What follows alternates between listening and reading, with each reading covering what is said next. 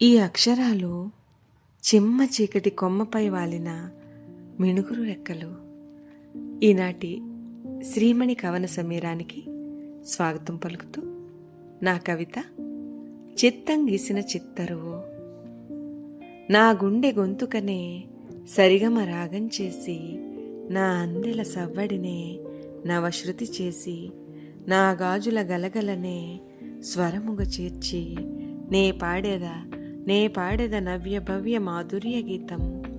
నా ఊహలే రంగుగా, నా ఊపిరే కుంచెగా, నే గీసెద నా హృదయపు కాన్వాసు మీద రసరమ్య మనోహర చిత్రం.